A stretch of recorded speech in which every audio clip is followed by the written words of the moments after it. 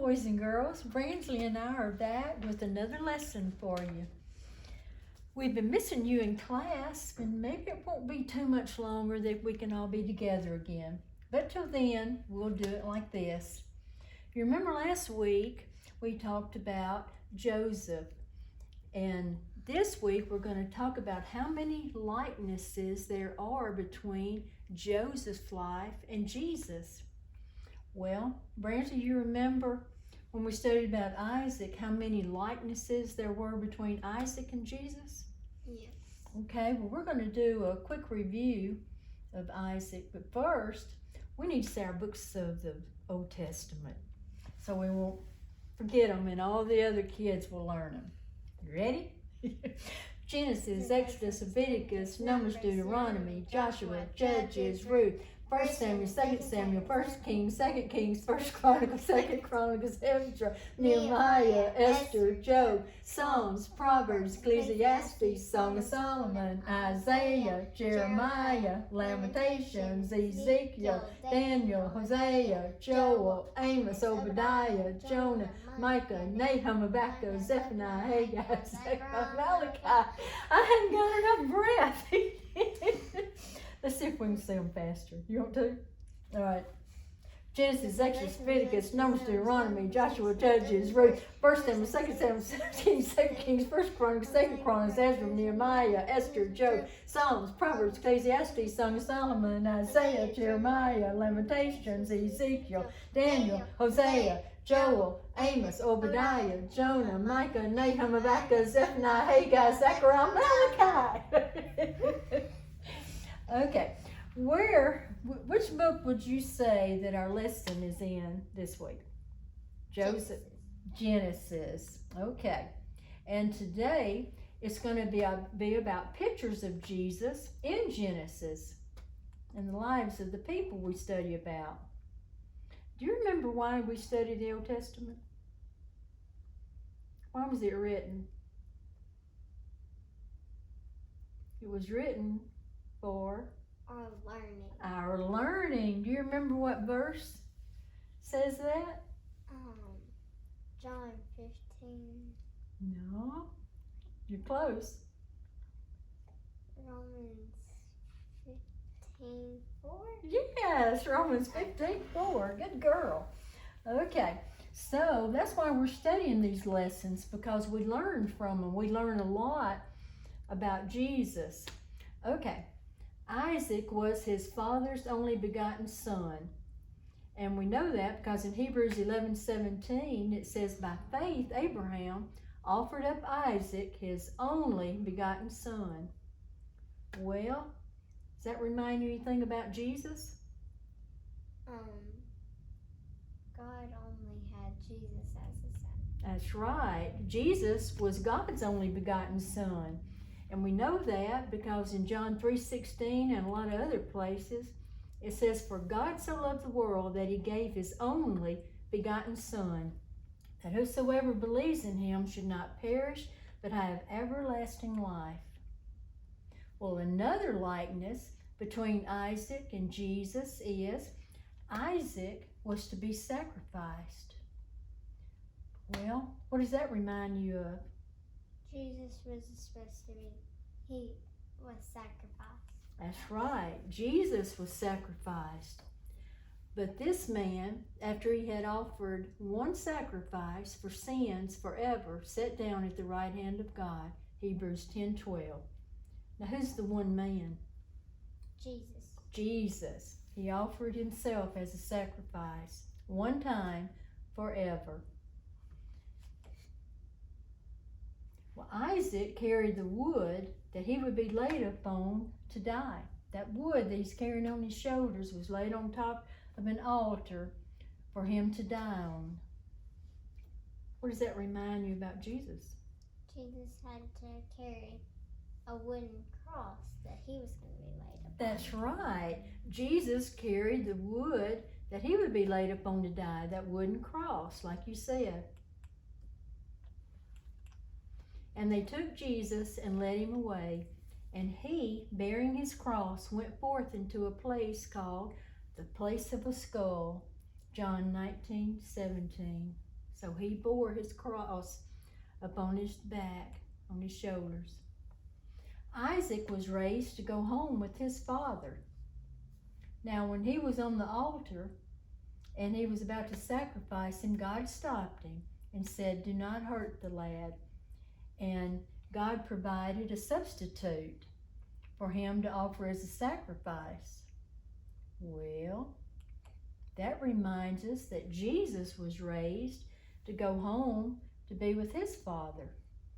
Now, Isaac was raised up off an altar. What was Jesus raised from? The tomb. The tomb, that's right. Do you remember how many days it was after he died? 3. 3 days. In Matthew the 28th chapter, it says, "He is not here, for he is risen, as he said. Come see the place where the Lord lay, and go quickly and tell his disciples that he has risen from the dead." Well, now that we've gone through a few likenesses between Isaac and Jesus, we're going to go back and we're going to talk about the likenesses of Joseph and Jesus, because that was our lesson last week about his life. Now then, one likeness is Joseph was sent by his father to seek and to find the lost. Well, who did he send him to find? His brothers. His brothers, because they'd been gone too long, and Jacob had gotten kind of worried about them. Well, Jesus was sent to seek and to find the lost. For the Son of Man has come to save that which was lost. Matthew 18:11. They wanted to kill Joseph, the brothers did. They hated him that bad. Well, what does that remind you about Jesus? Well, the people wanted to kill Jesus too. Yes, yes. The scribes and the Pharisees and the priests, they wanted to kill Jesus. It says that in John 5:18, and it also says it in Matthew the 26th chapter, verses 3 and 4. Then the chief priests, the scribes, and the elders of the people assembled at the palace of the high priest, who was called Caiaphas, and plotted to take Jesus how? By trickery. And kill. What does it mean to trick somebody? Have you ever tricked somebody? One of your brothers or sisters? That's right. Well, they plotted to take Jesus by trickery and kill him. Well, Joseph's brothers said they would never, ever, ever bow down to Joseph in Genesis 37th chapter, verses 7 and 8. Well, the scribes and the Pharisees and the priests, they said they would never bow to Jesus. In John 19:15, they said, "You're not our king." Pilate said unto them, "Shall I crucify your king?" And the chief priests answered, "We have no king but" who? Caesar. Caesar. Well, Joseph was sold. Do you remember how much they got for him? 20 pieces of silver. 20 pieces of silver. What, does that remind you of Jesus? Yes. Jesus was sold too. Who sold him? Judas. Judas. Do you remember how much he sold him for? 30 pieces. 30 pieces of silver. In Matthew the 26th chapter, it says, one of the 12, called Judas Iscariot, went to the chief priest and said, "What are you willing to give me if I deliver him to you?" And they counted out to him 30 pieces of silver. So from that time he sought opportunity to betray him. Well, they mocked and they laughed and were cruel to Joseph. They called him the dreamer. And can you imagine while he's down there in that dark well, them mocking him? and sitting up there and cooking them something to eat, and he's down there in that well. I bet it was cold down there. No, it was dark, creepy. They mocked Jesus and spit on him, and they slapped him. When they slapped Jesus, who did they actually slap? The Son of God. The Son of God. So when they slapped him, they were slapping the precious face of God. They had no idea what they were doing. In Luke the 22nd chapter, it says, "Now the men who held Jesus mocked him and beat him. And having blindfolded him, they struck him on the face and asked him, saying, 'Prophesy, who is the one who struck you?' So they blindfolded him and took turns slapping him and telling him, 'Tell us which one slapped you.'" Well, Joseph was stripped of his coat. He didn't get to take his coat with him to Egypt. They took it away from him. Well, Jesus was stripped of his clothes. And not only was he stripped of his clothes, do you know what they did with his clothes? They played like a game. Who would get his garments? That's right. They played a game. See who could get them. They gambled at the foot of the cross. Now here he is hanging on the cross, and they're down there gambling for his clothes. In Matthew the 27th chapter, it says, "Then they crucified him and divided his garments, casting lots." So what does casting lots mean?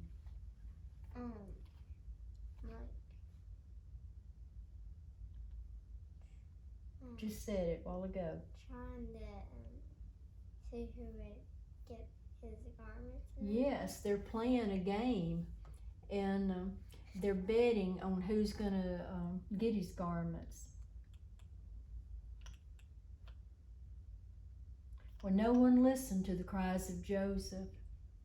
He cried to the men that bought him to sell him, and the ones that carried him to Egypt. When he got to Egypt and he's put on the cell block, he's begging them, saying, "I'm not a slave.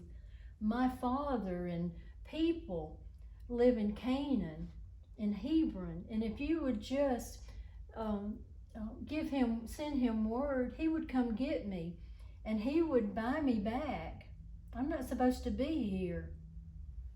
They just laughed at him. He was a slave, and all they could think of was how much money they could make off of him. Well, no one listened to the cries of Jesus when he was on the cross. One of the things that he said was, "I thirst."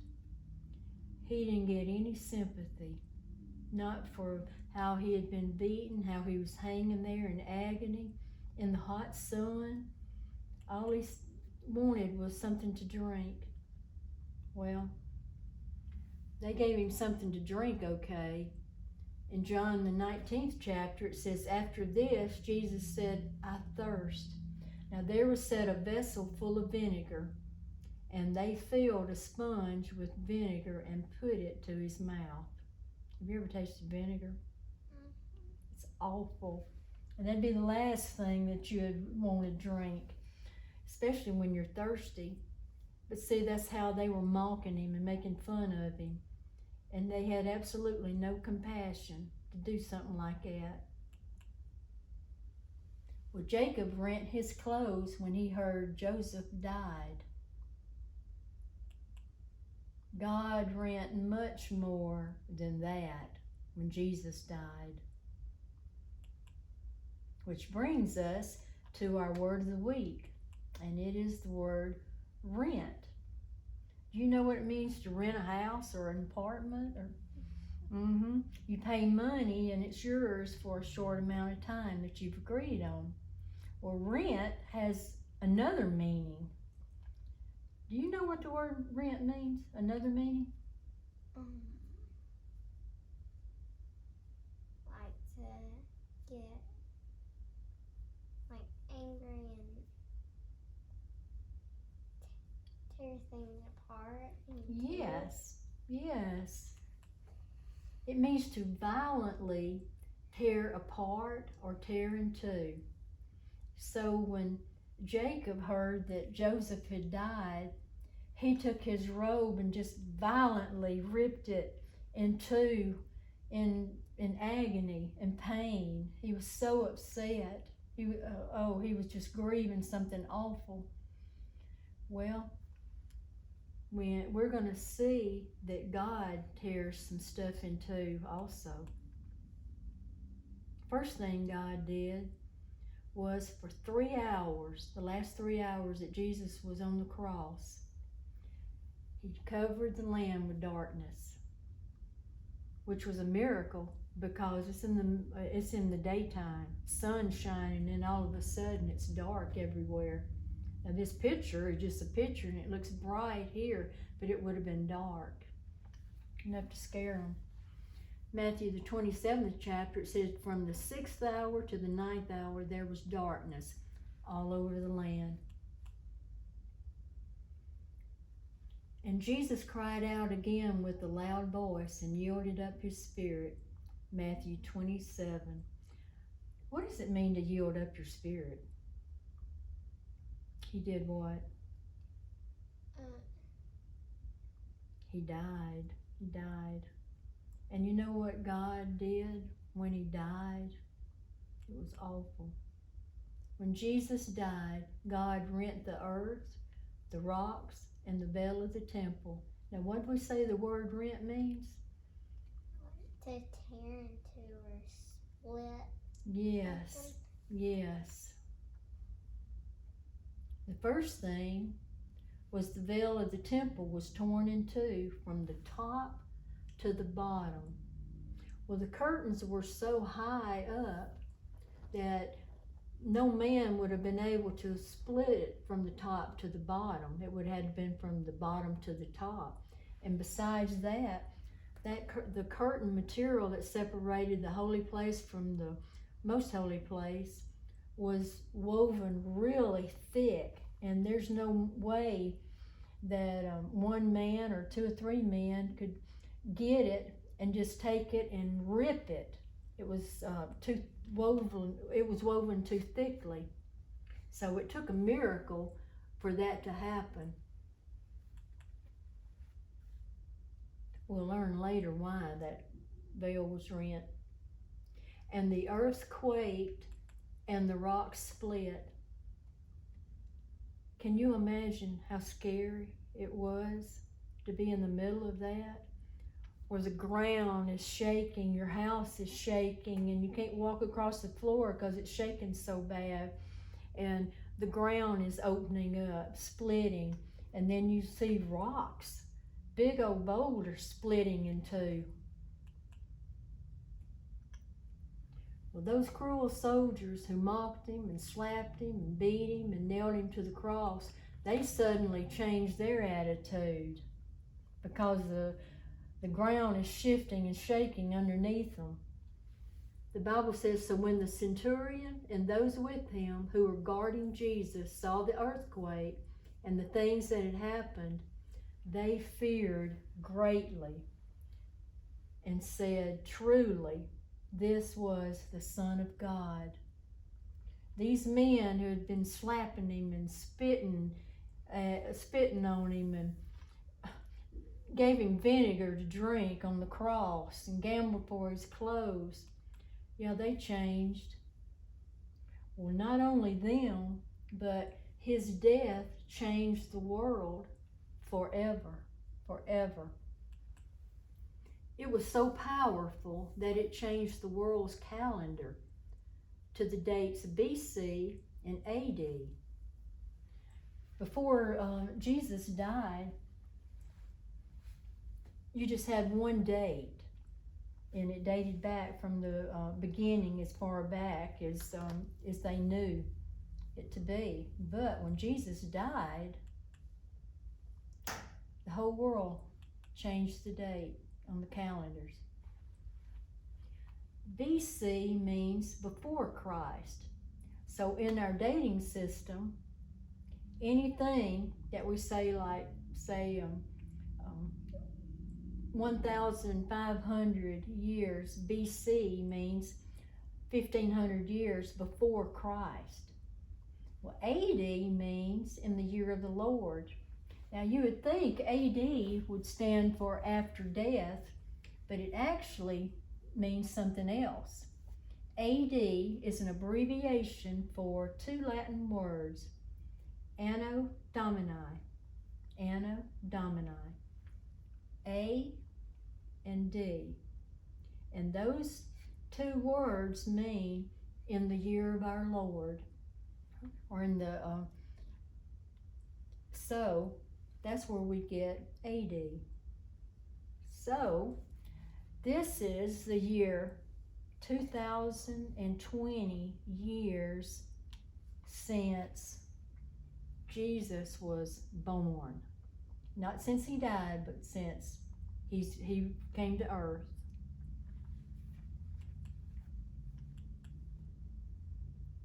But this story's not over.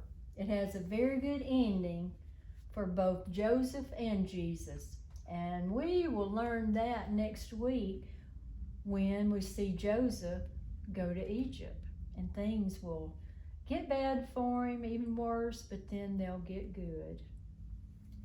So, teachers, where I get my Bible images are from freebibleimages.org. And we appreciate Sweet Publishing for allowing us to use them. And some of the images I get from Google Images or Bing Images.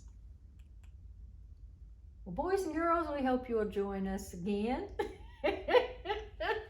Hope you had a good time. Hope you learned something. And we will see you again next week. Bye-bye.